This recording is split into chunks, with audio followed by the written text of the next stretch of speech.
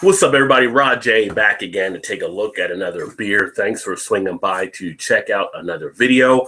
Tonight, I'm taking a look at another one from Guinness. This is the Guinness Dublin Porter. So this was another one picked up in the Mixed Brewers Project 12-pack that I received a while back, and finally got a chance to get around and do a review on this one. This one's actually lighter than I expect for a lot of beers, even on this style. Comes in at an ABV of 3.8%. So kind of curious if this one might be a little thin as I actually taste it. Nothing really too much on the label there. It's kind of like the one I had just done from Guinness as well, the West Indies Porter. You see not much on the front, not much really in the back. Gives you the percentage there, and then the little bit of information about the Brewers Project. But you can check that out on the website as well. Let's go ahead and get it open and get it into a glass and see what this one has to offer.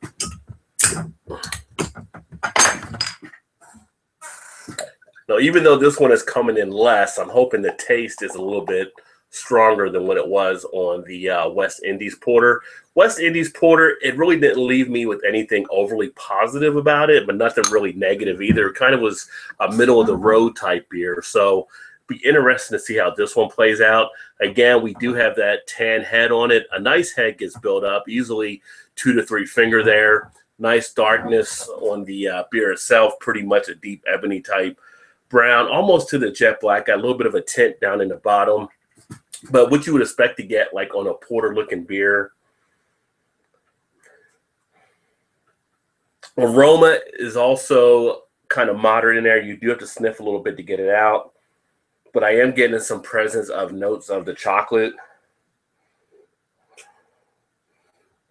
A little bit of that caramel toffee type sweetness as well.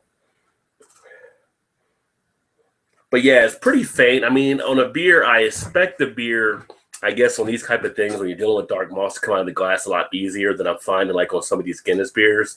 On a regular Guinness, it does come out a little bit stronger than what these ones have been doing. Does have a nice creaminess to the head as well, as the head is starting to break down a little bit. But you really are just not getting that full aroma you expect to get from a dark beer. As far as the taste,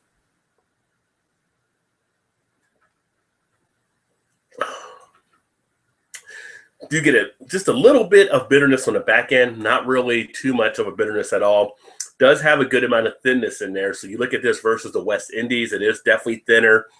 The West Indies was a 6% one, not as thin, didn't really detect it as much. This one, you do pick that up.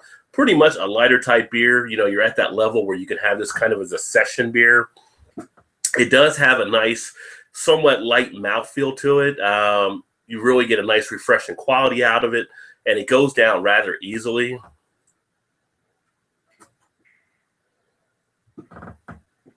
Overall, not getting many flavors jumping around in the mouth. You do get some of the carbonation feel. You get a little bit of that sweetness from the malt, but not really anything there. I mean, you could definitely tell it's a macro brewery beer. It's not as much craft like you're seeing some of the other porters out there from some of the craft breweries. But again, it's not horrible. It's just not great. It's kind of that middle of the road type thing. And me, I've always been like a pretty good big Guinness type fan. Even on my logo there, you can see where I have a Guinness shirt. But these other ones coming out from this Brewers Project overall have not been as great in my opinion. I don't know what you guys think about those. If you think they've been pretty good beers, let me know. Put some comments in the comment section. If you're kind of mixed bag about them, let me know as well. I just feel like they're not really putting a lot of effort out on the beers, and they're kind of just getting a little bit stale in that regard. Now, maybe that's because some of the craft breweries have done so much more things now to add a lot more character to their beers that these kind of got hit again by the passage of time and how they're doing stuff, but it just doesn't really have anything in there that's going to say, I'm going to remember this beer when I come back and drink it later. You do get a creaminess in the texture there. Like the throat scratching is very little going down in the back end. Very light, thin, like I said, in the body.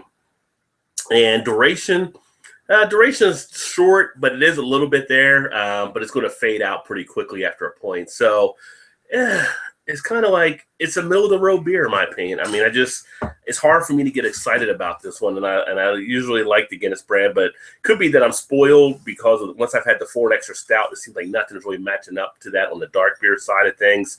Like I said, I do like their rye pale ale I mentioned in another video, and I do like the Antwerpen Stout, but all the other things have kind of fell to the wayside. I do have another review that I'll be doing because I haven't uploaded one before in the Guinness draft, but I'm not expecting that one to be as strong as well either. But, let me know what you guys think. This is, again, from the Brewers Project. Guinness Dublin Porter. It just doesn't really knock my socks off or anything, and it's kind of like it's there and not much else really with it. But thanks again for swinging by to check out another video. Hopefully you like what you saw there. Please remember to like, comment, share, subscribe, and all that good stuff. And I look forward to catching you next time. Cheers.